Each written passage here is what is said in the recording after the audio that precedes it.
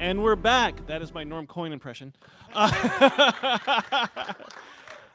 and gentlemen, you guys are in for a treat. We have in the house director Paul Inman and Ben Higgins.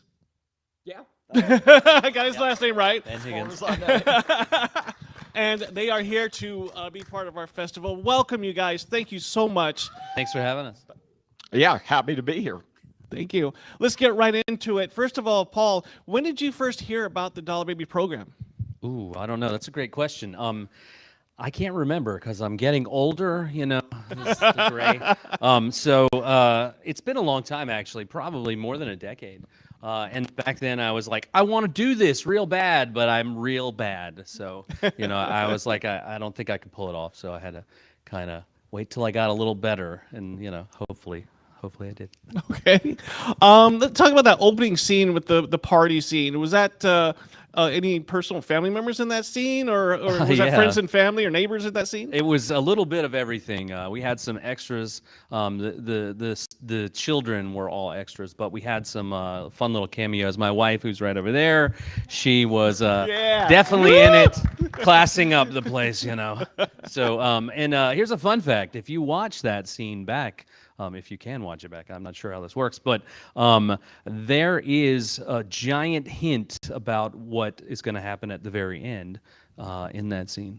We'll have to watch it again. Can we rewind that, please? No. Play it over. Ben, let's talk about you.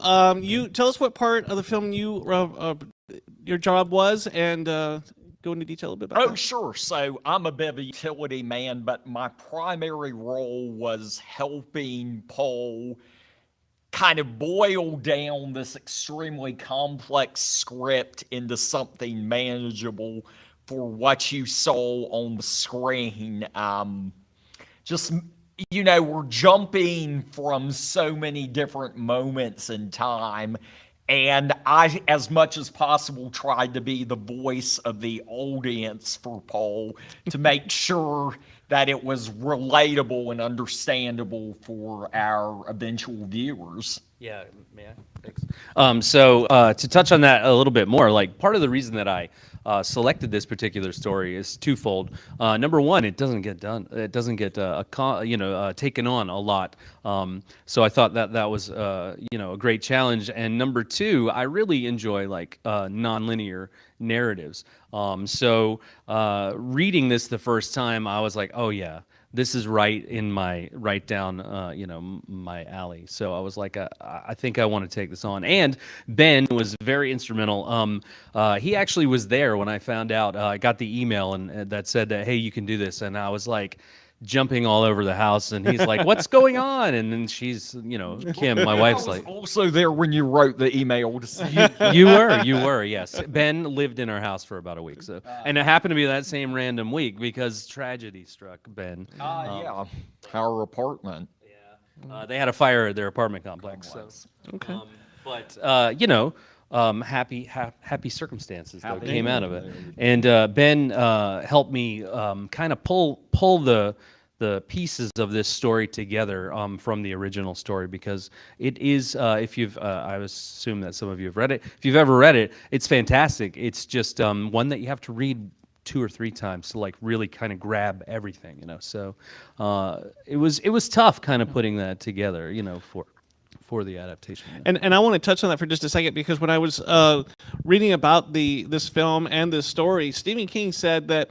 it's basically up to the viewer and reader about this story, as far as it's kind of like a Twilight Zone repeating itself type of a feel and episode, and he says that it's about purgatory. And I don't know, did they end up, is this purgatory, Paul? Well, I definitely think it's some kind of a loop.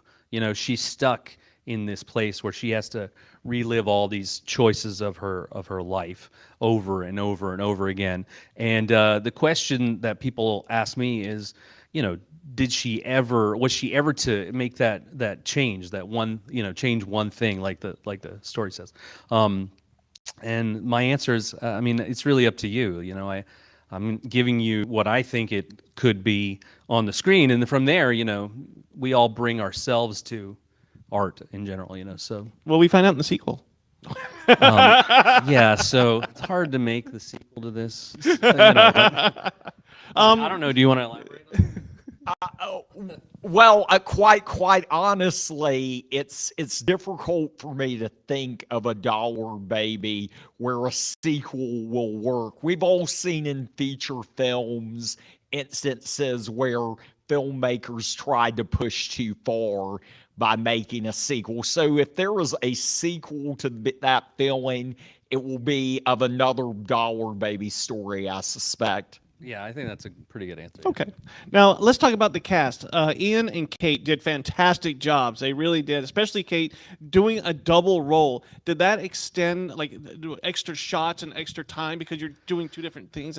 Oh, yeah, absolutely. And before we get too far into Kate, who did amazing, who's fantastic and great. She did great, and she was amazing to work with. Let me just talk about Ian for just a second. Okay. He was the husband.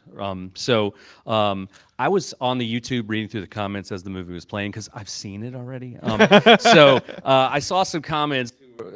People were saying, "Ooh, he's so creepy," and Ian is 100% the opposite of that guy. He's such a nice dude, and I wanted to point that out because I got you, Ian, because you're the man. No, he is really completely opposite of that. And fun fact here, a little fun spoil, Okay. or not spoiler. Bring it on. You know, the lady in the scene that he was cheating with is actually his wife. And because I was like, you guys can kiss because you're married, right? You know, so He brought his work home with him, I guess, right? yeah, he did. So Kate, back to Kate, she did a fantastic job, and it was very challenging.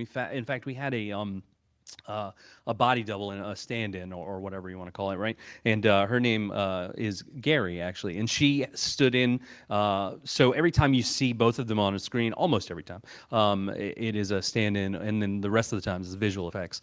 With the exception of one time, Gary, by the way, is the rental agent. So she was the stand-in, but she also was a rental agent.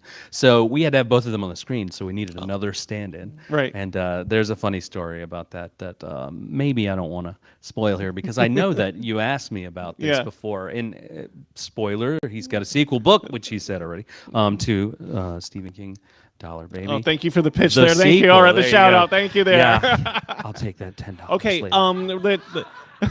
we're gonna get a couple more quick questions here. One more question here. Tell us what you're working on next, Paul and Ben. What's coming up next? Well, I recently applied for a grant in South Carolina, where I live.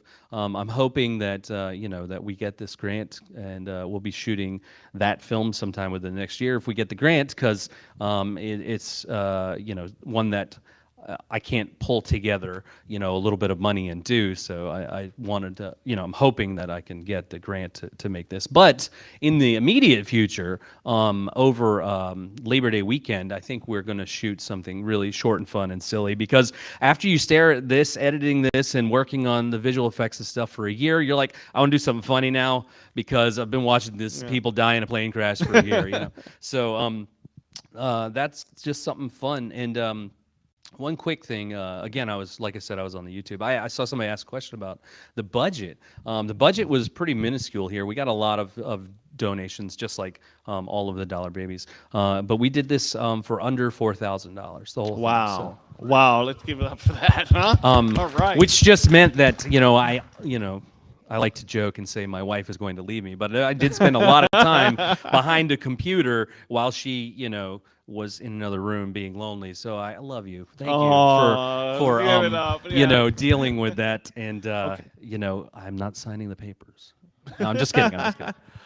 Ben, real quickly. Paul was a workhorse. He's a workhorse, huh? Okay. So before we go, we wanted to say thank you for having us. Thank you for putting this on. Thank you It's for being amazing. here. And we just wanted to thank a couple of people that worked on the film, like Gary, who did the score, fantastic. Marshall, who was the first AD, and John, who was the director of photography, and all the people that you don't get to see on the screen. They just really knocked it out of the park and worked really hard. For this and all of these films, So anyway, right. thank you so well, much. Thank For you having us. Yeah, thank you guys. Let's hear it up for Ben and Paul Inman. All right. Thank you. Thank you for being here, guys.